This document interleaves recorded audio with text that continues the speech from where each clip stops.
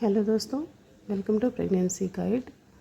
तो आशा करती हूँ कि आप सब स्वस्थ होंगे और आपकी प्रेगनेंसी की जर्नी काफ़ी अच्छी चल रही होगी।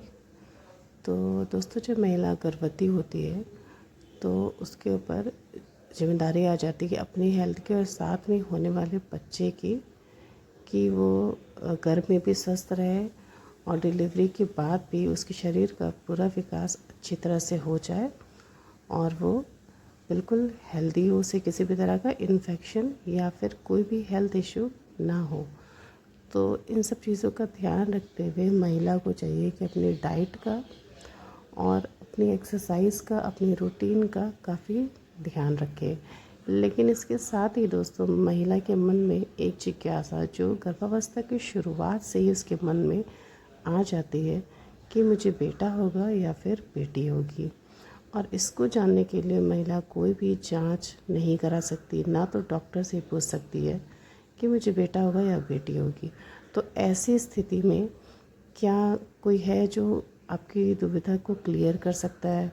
कोई जो आप आइडिया लगा रहे हैं उसको बता सकता है कि वो सही है या फिर गलत है? तो क्या ऐसे कुछ सिम्टम हैं जिनके आधार पे हम खुद से क्लियर कर सकते हैं? क्योंकि क्योंकि हमारे जो पूर्वज होते थे, जो हमारी बुज़ुर्ग महिलाएं, माँ, दादी और नानी के ज़माने में इसके कोई भी टेस्ट नहीं होते थे, कोई भी जांच नहीं होती थी।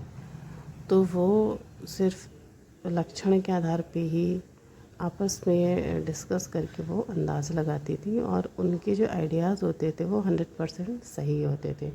तो चलिए जानते हैं कि वो कौन से ऐसे ख़ास लक्षण हैं जिनके आधार पे वो आइडिया लगाती थी कि बेटा होगा या बेटी होगी। तो दोस्तों, सबसे पहला लक्षण होता है मॉर्निंग सिकनेस का। मॉर्निंग सिकनेस प्रेगनेंसी का एक बहुत ही मेन सिम्टम होता है जो स्टार्टिंग से ही महिला के अंदर थोड़ा थोड़ा आ जाता है। लेकिन ऐसा देखा गया कि गर्भ में जब बेटा होता है तो मॉर्निंग सिकनेस की समस्या नहीं होती है, या तो बहुत कम होती है, कुछ दिन होने के बाद ख़त्म हो जाती है।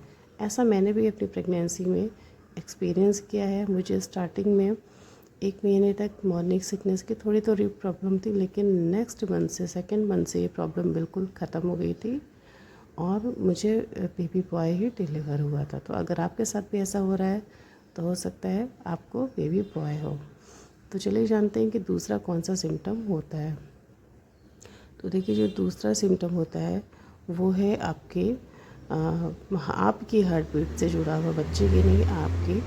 क्योंकि प्रेगनेंसी में जो महिला के हार्मोन्स हैं वो पूरी तरह से चेंज होने लगते हैं और भले ही वो प्रेगनेंसी के बाद नॉर्मल हो जाते हैं, लेकिन प्रेगनेंसी में वो चेंज होते हैं जिसकी वजह से महिला की हार्ट बीट तेज़ हो जाती है। कभी कभी अचानक से काम करते करते घबराहट होना, ऐसा गर्भ में जब बेटा होता है तो ही होता है। इसे पाल्पिटेशन की प्रॉब्लम कहते हैं। ऐसा मुझे भी अपनी प्रेगनेंसी में हुआ था कि अचानक से मुझे पसीना होने लगता था और बहुत घबराहट होती थी, मेरी हार्ट बीट तेज़ हो जाती थी।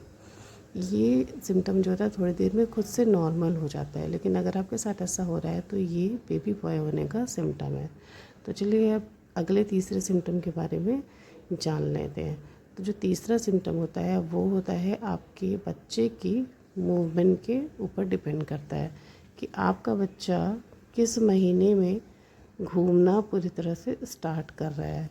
जब गर्भ में बेटी होती है तो बच्चे की मूवमेंट बहुत जल्दी स्टार्ट होती है, मतलब बच्चे की किक माँ को जल्दी महसूस होना शुरू होती है। और जब बेटा होता है तो बच्चे की मूवमेंट माँ को 6 से 7 महीने में स्टार्ट होनी महसूस होती है। तो मेरे साथ भी ऐसा ही हुआ था। 6वें महीने में मैंने बच्चे की तेज़ किकिंग को फील करना शुरू किया था। अगर आपके साथ भी ऐसा हो रहा है तो होपफुली आपको बेटा हो। तो चलिए अब चौथे मेन सिम्टम के बारे में हम जानते हैं।